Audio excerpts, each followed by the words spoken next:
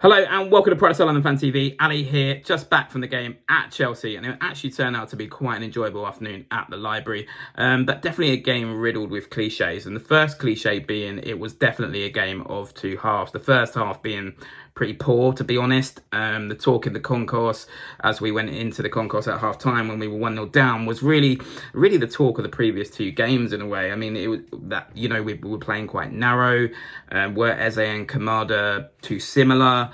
We had a good 10-minute spell of possession, but it didn't really go anywhere. Me personally, I was kind of questioning whether that was us missing Joachim Andersen, because he can obviously turn a possession from defence into attack like that. But it's too early really to be dissecting whether we miss Andersen or if we will miss Andersen until we see the impact of Lacroix for me. So then the big story really of the first half, and I hate to say it and I have to say it, but I'm sure anyone who watched the game who was at the game would agree, was that Hughes had a torrid time.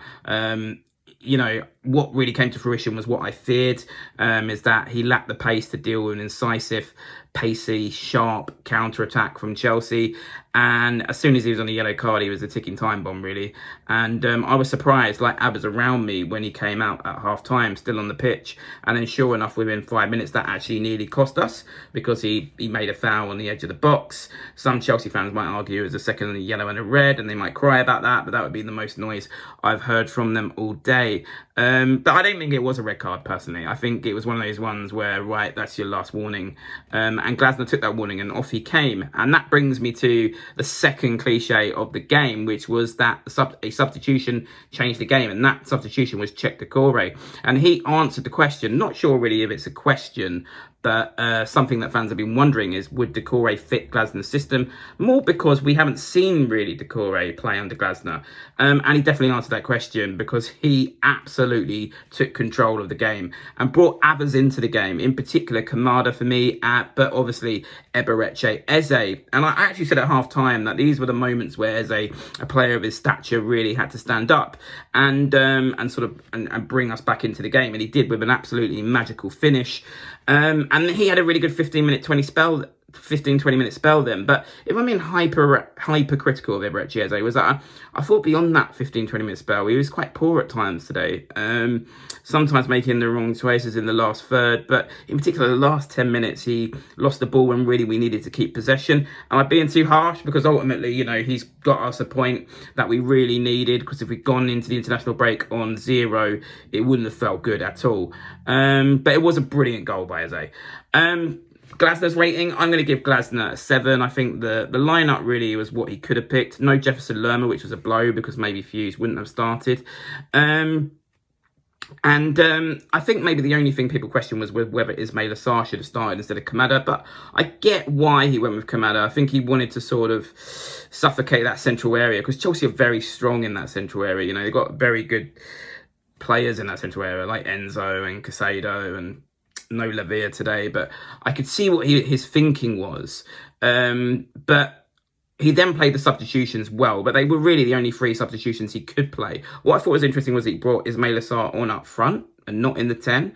I've stated in the deadline video that I did that I think he could be very transitional with Nketiah. I thought that was a good substitution, because there was a time when Mateta almost got through, and then Sarr's pace, he almost did it. He caused them a few problems, but to no avail in the end. But I think we have to, I think well done to Glasner, because it's just a shame, isn't it? It's the game where maybe you didn't expect to get something, and more would have expected to get something in the other two.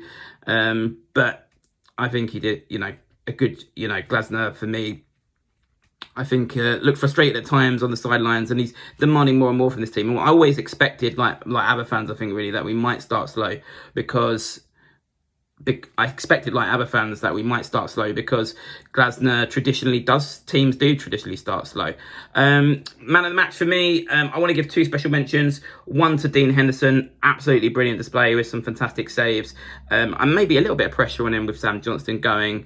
Fans looking and really, for me personally, not questioning it, but sort of there is that debate, Johnson or Henderson. For me, Henderson shades it because of those type of saves that he made today in those kind of games. Those are the kind of saves he made at Anfield last season, at Man City last season, that I think he just gives him the edge over Johnston. But it was a brilliant performance from Henderson today. And Nathaniel Clyne at the right-sided centre-back, for me, he stays there for the Leicester game. Let me know your thoughts. Should Clyne, I think these players like Lacroix and Chalobah have to come in and get that shirt off him, because I think his link-up play with Manos was brilliant.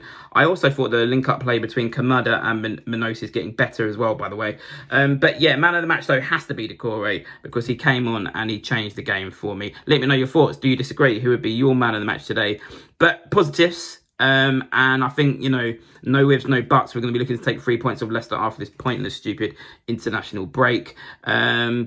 And I think the fans are going to be expecting and eager and excited with the new signings to come in. I'm in particular looking forward to seeing what impact Nketiah can have on this team. And the vibes already seem good in the dressing room. It's freshened things up, I think. Looking forward to that. As always, if you like this video, please press the subscribe button. I'll also be adding in some fan footage on the shorts, so check that out too.